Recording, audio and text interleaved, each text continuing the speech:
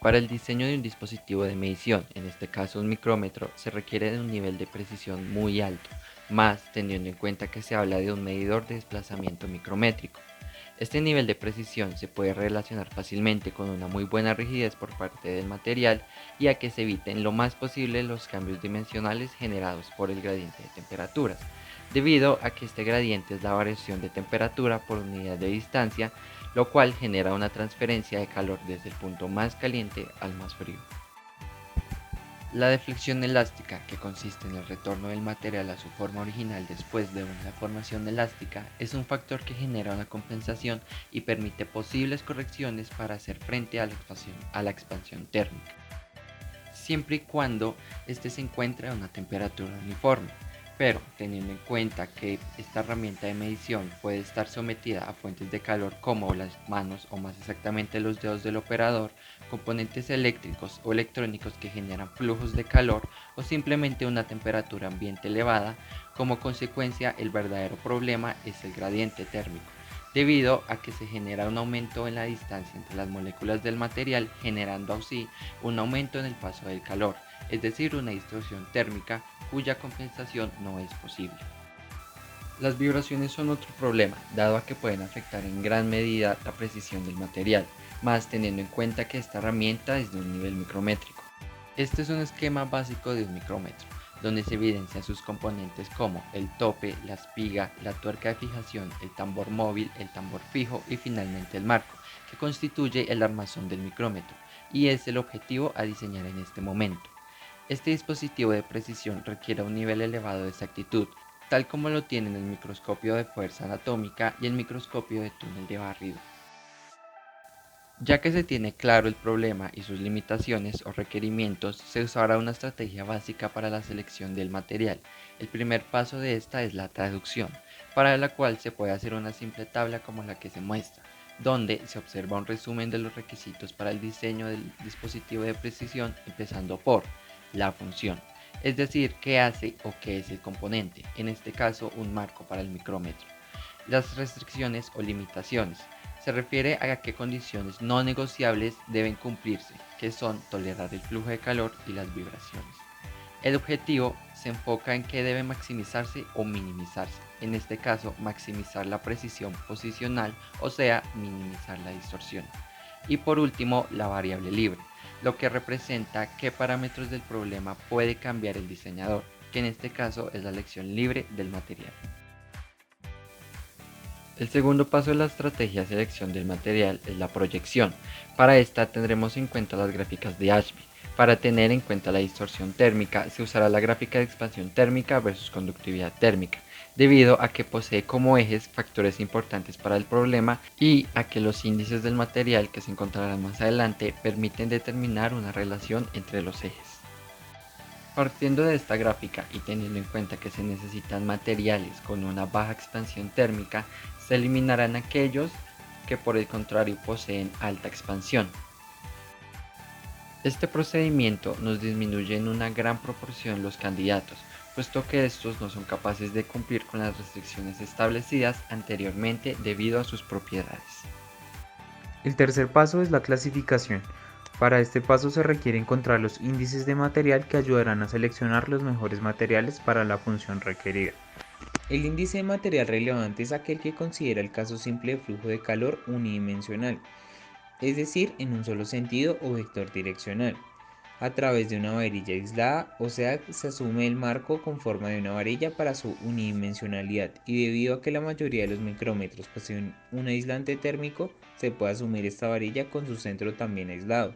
Los extremos de la varilla se consideran uno a temperatura ambiente y el otro conectado a la fuente de calor hipotética. Para hallar los valores de los índices de materiales iniciaría el análisis por medio de la ecuación de la ley de Fourier, la cual describe la transferencia de calor a través de una superficie donde Q es igual al flujo de calor por unidad de área. Lambda es el valor de la conductividad térmica y el diferencial de temperaturas es el gradiente de temperatura resultante. Por otro lado, la deformación representada por la letra epsilon se encuentra relacionada con el coeficiente de expansión térmico, denotado como alfa, junto con el diferencial de temperatura donde T sub 0 representa la temperatura ambiente. La distorsión es proporcional al gradiente de la deformación, dado que si uno de estos aumenta su valor, el otro se comportará de la misma forma. Al derivar la anterior ecuación con respecto a la distancia en ambos lados, se evidencia factores que permiten una igualdad que relacionan la transferencia de calor y la deformación. Al despejar el cambio de temperatura con respecto a la distancia, en la ecuación de Fourier obtenemos que dicho diferencial es igual al flujo de calor sobre la conductividad térmica. Posteriormente se realiza la sustitución en la ecuación de deformación obtenida. Al momento de usar la ecuación, el signo que acompaña a la solución va a indicar si el material se contrae o se dilata. Para encontrar el índice del material partiendo de la ecuación anterior, no se deben tener en cuenta aquellas variables que no dependen de las propiedades de los materiales, sino que por el contrario son las limitaciones establecidas por el problema inicialmente. Se debe aplicar un inverso a ambos lados de la igualdad, dejando un diferencial de cambio de temperatura con respecto a la distancia. El otro parámetro que se tiene en cuenta para este ejercicio es la tolerancia de las vibraciones. Estas ocurren cuando una masa se desplaza a cierta distancia y permite que vibre libremente. El desplazamiento se da a una excitación tipo impulso de la estructura. Sin la aplicación de ninguna fuerza externa a la misma, la masa oscila alrededor de su punto de equilibrio libremente. Cada estructura tiene una o más frecuencias naturales de vibraciones. Estas tienden a vibrar a ciertas frecuencias llamadas naturales o resonantes.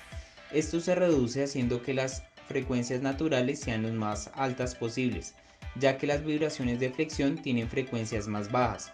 Las características del material que influyen en esto son el módulo de rigidez y la densidad del material.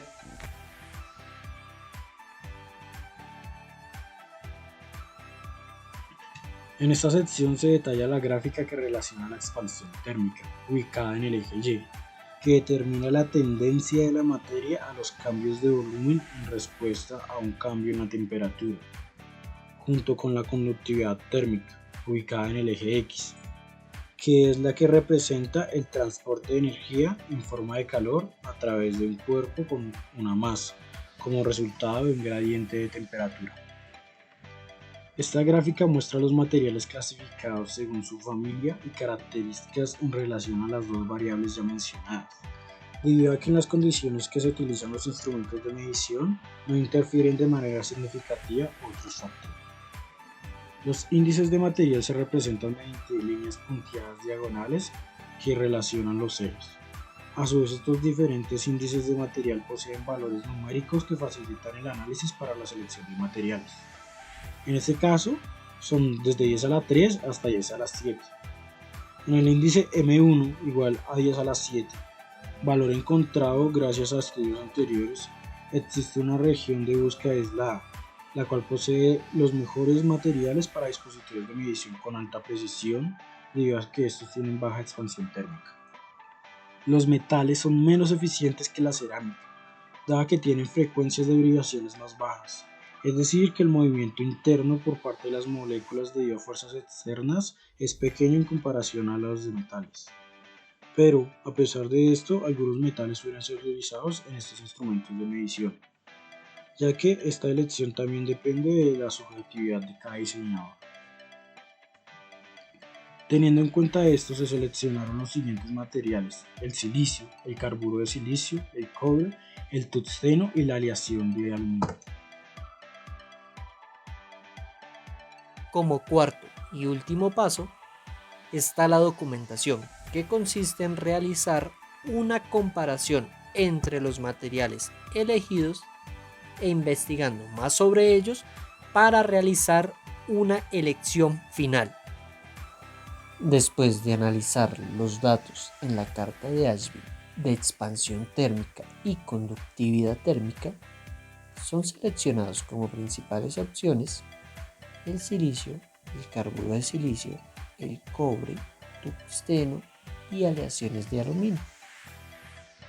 Así que al documentar más sobre estos materiales se evidencia que las aleaciones de aluminio son las menos costosas y más fáciles de configurar, pero cede muy fácilmente ante la distorsión térmica. Por otro lado, el cobre posee una alta densidad, lo cual afecta y disminuye su N2. El tungsteno, a pesar de ser una buena opción, no está entre las mejores. El carburo de silicio es una muy buena opción, dado que posee valores muy altos de M1 y M2, pero no es muy fácil de moldear, por lo cual termina optando como elección final el silicio, sacrificando un poco la resistividad a las vibraciones, pero obteniendo un valor más alto en el índice de mayor relevancia, que es la capacidad de disipar el calor, evitando así las deformaciones. Los sistemas de medición e imagen a nanoescala adolecen del problema aquí analizado, dado que estos ya poseen materiales estandarizados, los cuales son idóneos para este desempeño.